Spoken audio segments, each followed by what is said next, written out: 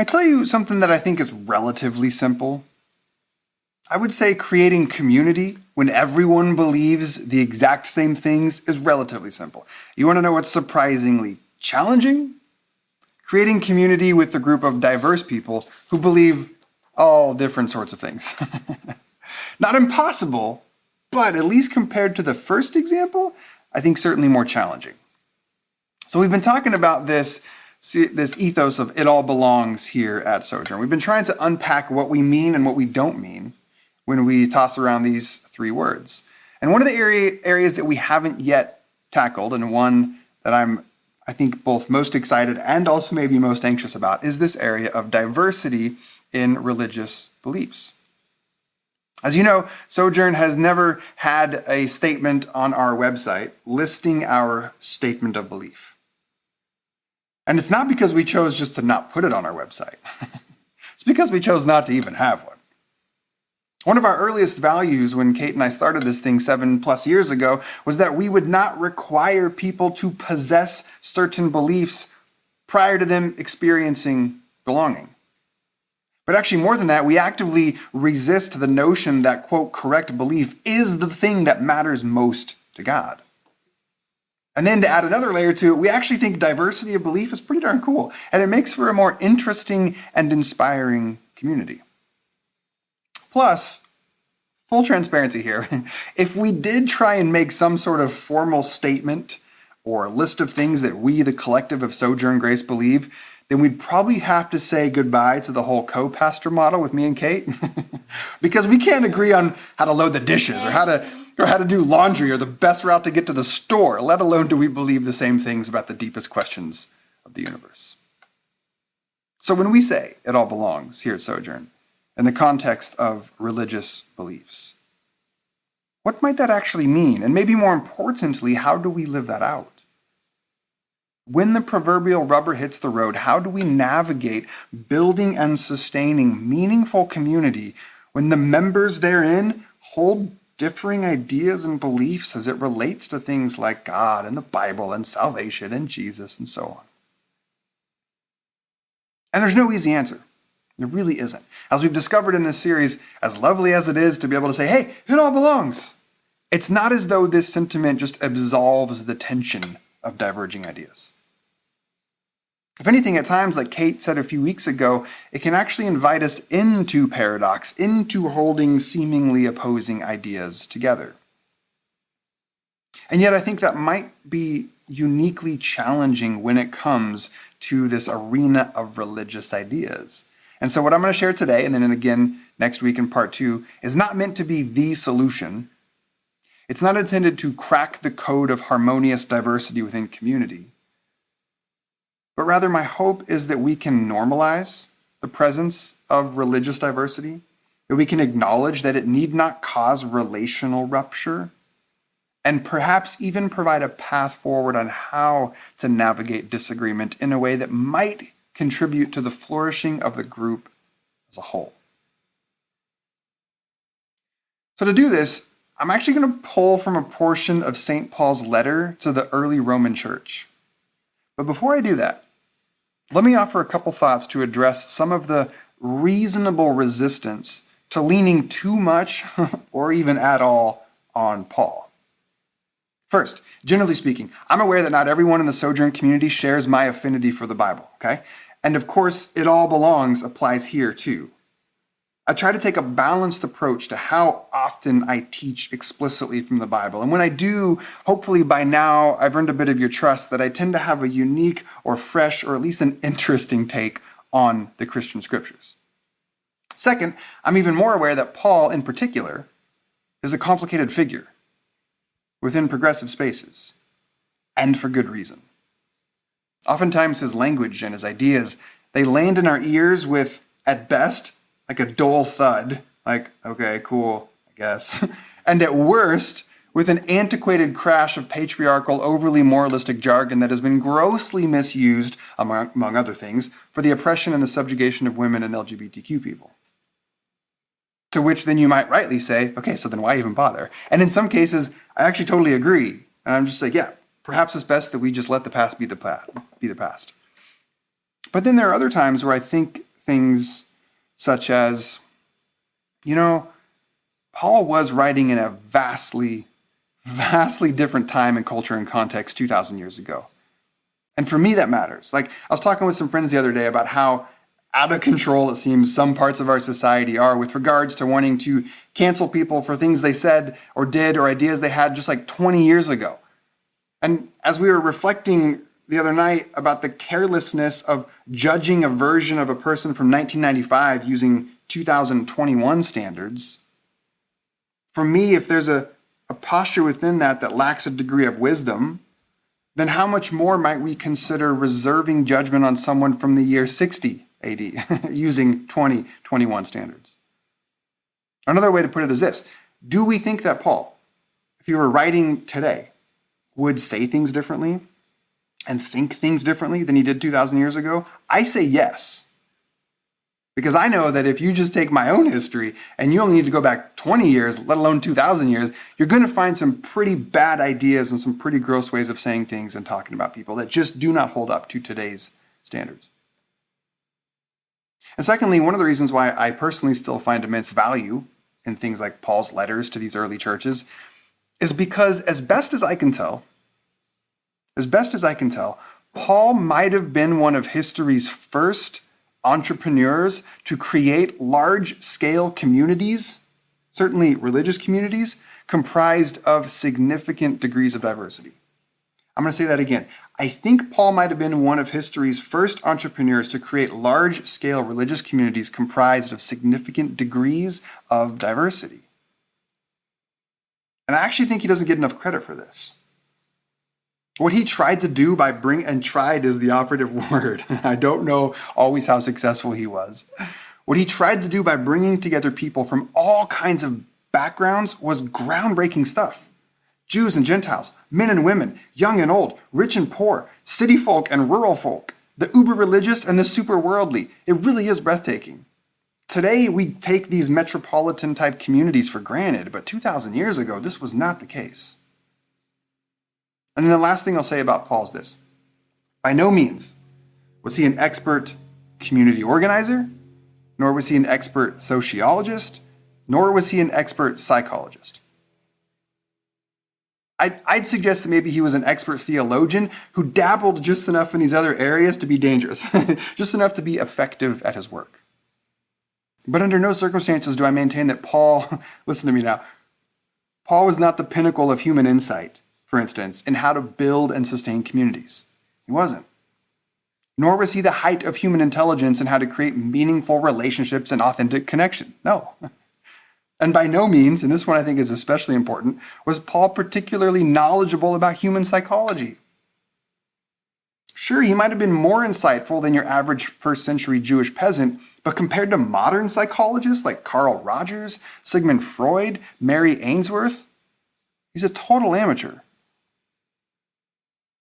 One of my biggest frustrations with many conservative Christians is their belief that the Bible, specifically the New Testament, is the height of human knowledge and insight. Like, those are the best ideas we have about things like, how to treat people who engage in destructive behavior, or what a healthy marriage and family looks like, or how to live flourishing lives with emotional depth and well-being. To think that the best ideas for that are all contained in these letters and stories written 2,000+ years ago in cultures and contexts vastly different than ours. Y'all, I don't know how people can actually think that with any degree of credibility or sincerity. But stay with me, because my point is not to disparage the Bible, but to place it in a realistic historical context. Do I think it was incredibly progressive for its time? Ushering and inviting and challenging humans toward deeper degrees of love and connection and justice? Yeah, I actually do think that. And do I think that in the 2 millennia since then, we've learned even more about how to do some of those things even better? Also, yes. So what am I saying here? I'm saying that for me, I try and read and receive writings from someone like the Apostle Paul with eyes wide open, holding multiple things together symbiotically. Yes, he was in many ways ahead of his time and advocating for some rather progressive ideas and attempting some rather experimental sociological ideas. And yes, some of those ideas are now embarrassingly antiquated and need updating or eradicating. Yes, he was a trailblazer theologically as he sought to work out how Jesus might have indeed been the long-awaited Messiah the Jewish people had hoped for. And yes, all theology, I believe, benefits from increased understanding about things like the cosmos and human psyche and the physical world, which means to me, if Paul were alive today, I think he would think, write, and talk theologically differently. And yes, his efforts to build diverse communities, I think it was groundbreaking. I think it was revolutionary. And yes, we've also learned a lot since then about relationships and trauma and psychology, etc. So as I worked through this portion, this selection of Romans, in which Paul was writing to this church or this small collection of house churches in Rome, trying to help them live in harmony with each other because they were fracturing along various lines of ethnicity and religious practice. I guess I invite you, if you want, to hold all this in mind with me. That these words came from someone who was, especially for his time, really good at this stuff.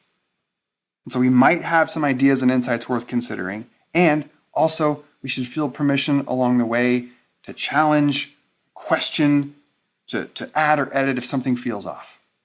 Okay? How does that feel so far? Okay, thank you, Ben. It's a little weird to be like talking to a camera and ask those sort of rhetorical questions.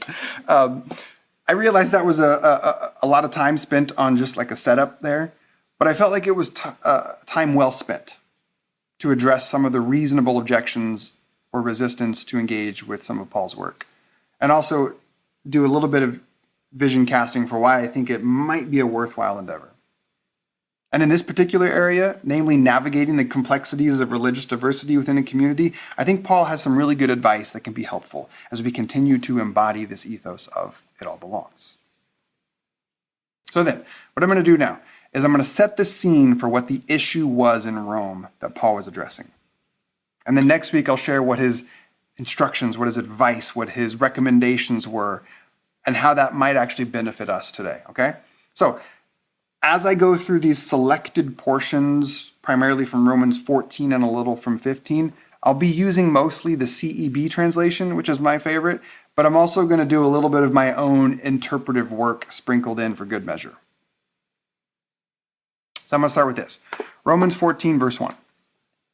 Paul writes, "Welcome the person who is weak in faith, but not for the sake of arguing about your differences of opinion, and not to just try and persuade them.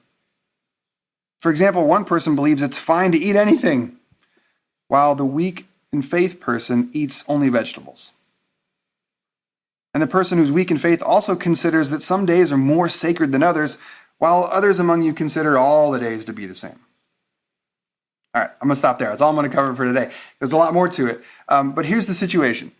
After 13 chapters of Paul weaving in and out of theological grounds for why these Jewish and Gentile Christians in Rome need to get over their respective prejudices and see each other as siblings in the faith, and after making it clear just how much is at stake for this diverse community to get their ish together, Paul now seems to be zeroing in on one specific example that he likely heard was occurring in their community. Not only were there divisions along ethnic lines, like he addressed in the opening chapters, but there evidently was also divisions along what you might call religious lines, involving opposing beliefs and practices around things like food and holy days. Welcome the person who's weak in faith, Paul says. Now, I'll get to the language of weak versus strong more specifically next week, but for now, I just want to point out that the way that Paul writes this, it's likely that he's assuming the, quote, strong in faith are the majority, the ones that would be like reading and hearing this letter. In other words, he's talking directly to them. Hey, strong faith ones, I need you to welcome those who are weaker in faith. And then he gives two examples of how the strong and the weak were clashing. First, the weak abstained from eating meat. And then later on, Paul mentions drinking wine as well. And then second, the weak believed that some days were better than others. Now, let me point out what we're not talking about here. We're not talking about vegetarians, okay? To say that the weak didn't eat meat and ate only vegetables, or to quote the King James, eateth herbs, how great is that? The weak in faith eateth herbs, is not to say that Paul considered being a vegetarian weak. Neither are we talking about the ways in which people, much like my wife, like to get really amped up for certain times of years or special days. Yes, birthdays are super fun. Enjoy that. Yes, Christmas is a magical time. Sure, have your Sunday fun day. This is not what Paul was talking about. As best as we can tell, here's what was going on specifically here in the church in Rome, but presumably, I imagine, in other faith communities as well. There were some people within the community who had come out of contexts that had very strict regulations around food and a very deep commitment to particular Jewish festivals. And even though a majority of the early Christians shifted beyond those beliefs, for some in the community still, those convictions ran deep and felt very, very necessary. For instance, consider the food laws. If you know just a surface amount about the Old Testament, then you probably know that part of their law involved not eating certain types of foods, like at all.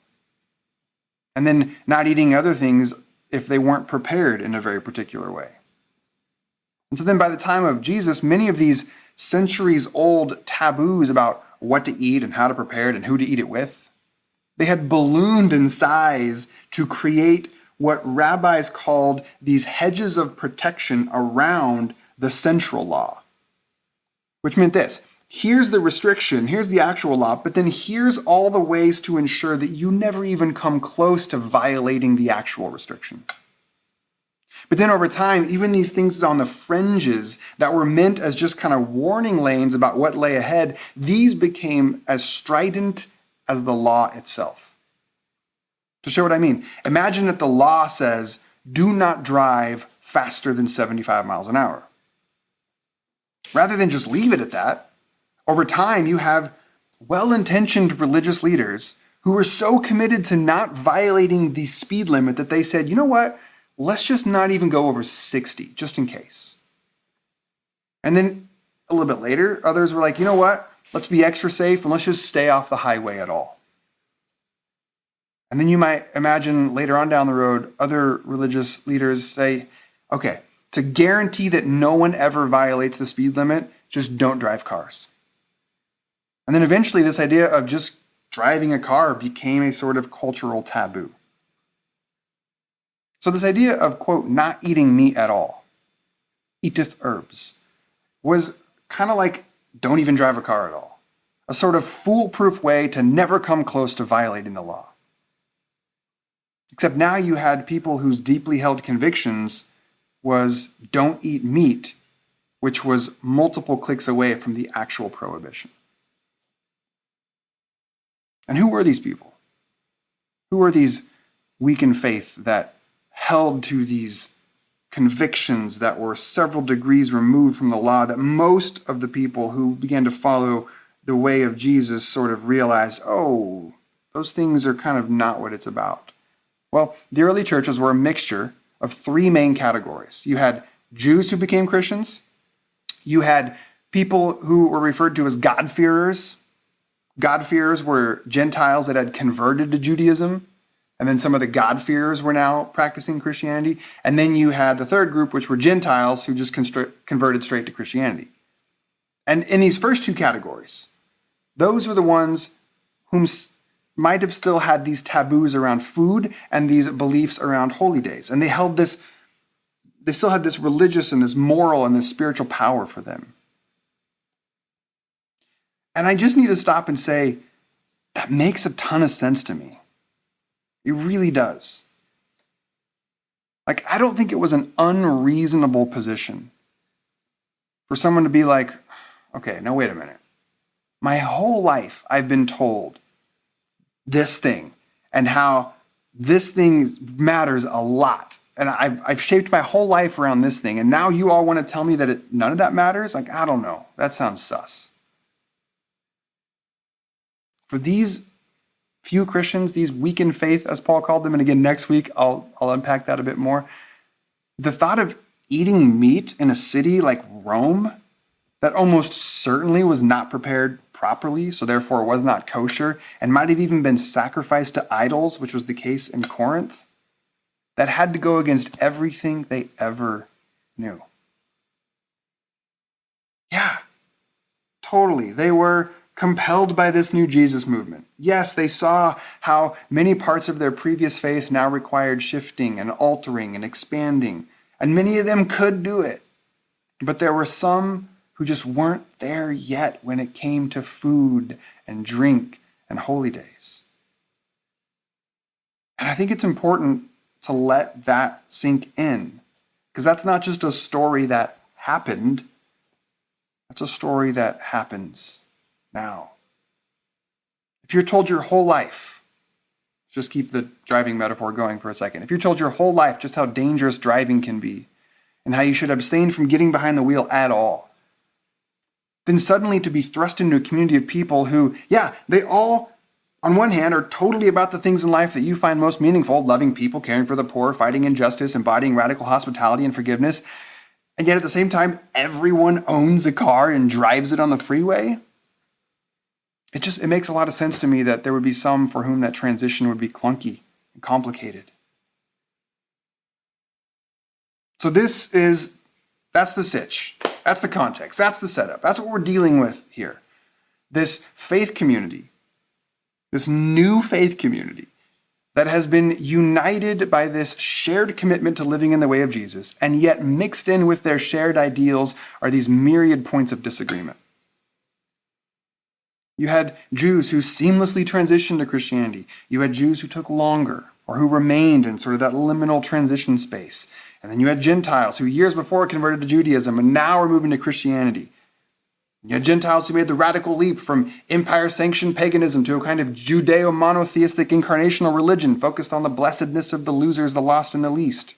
It was a melting pot of religious diversity, is my point. A melting pot of religious diversity. Different beliefs, different practices. And it really was remarkable. And inevitably it caused tension, and disruption, and probably some chaos. And my sense is Paul was doing the best he could, often from hundreds of miles away, just like sending the occasional letters that he hoped got there, trying to help these burgeoning communities find their way. But why? And this is how I'm going to end today. Why did Paul care so much about the health and the unity of these communities? I don't think it was just about not wanting his church plants to squabble. I don't think this was just exerting some sort of parental control over bickering toddlers. No, for me, as I understand it, the point was that this movement of followers of the way was, in addition to other things, it was a call of reformation with a side of judgment against Judaism of the day, combined with a movement of resistance against the ways of empire, whose fundamental rallying cry was the highly illegal, religiously and politically charged saying, quote, Jesus is Lord and Caesar is not. And all that was radical enough, but then when we take into account the makeup of the members of the movement and how it crossed multiple lines of various identity markers, building this vast coalition all across the Roman Empire, you really can't begin to grasp the absurdity of a mission of this scale. You see, Roman emperors prided themselves on being able to maintain control over this massive empire that did allow for certain freedoms of expression, as long as, at the end of the day, you understood and acknowledged that Caesar was Lord, the Son of God. And now here comes this upstart movement of Jesus followers whose unity across traditional barriers was a not-so-subtle sign to the principalities and the powers that a greater rule than theirs had begun. Therefore, if the church, in these early stages, fractured along ethnic lines or tribal loyalty or divided over non-essential religious squabbles, then ultimately this movement was still living in the world of Caesar. These were the stakes. This was why Paul often drew such hard lines in the sand, not because he was a control freak, overly obsessed with behavior and quasi-Jewish moralism, but because he saw the bigger picture, what was at stake, and he was trying to keep the whole thing from falling apart before it could even get off the ground. And one of the things that threatened the project was whether or not these communities could learn to hold space for diversity of religious belief and practice. These challenges, these unknowns, could this actually work? This had to have kept Paul up at night. Could those who were weak in faith, who still held to ideas of dietary laws and festival obligations, could they exist in the same spiritual community as those who were strong in faith, who believed it was fine to eat whatever, and all the days were equal? Friends, here at Sojourn, I submit to you that in our own ways, we also encounter these challenges. Though the issues we disagree on are going to be different from that of eating meat or attending religious festivals, in our own community, we've had to confront the reality that a church like ours attracts a diverse coalition of spiritual seekers looking for authentic connection. And what I've been learning from how Paul handled a not dissimilar situation in Rome 2,000 years ago is, I think, some ancient wisdom that can assist us today in some real and tangible ways. And that's what I'm going to share with you next Sunday.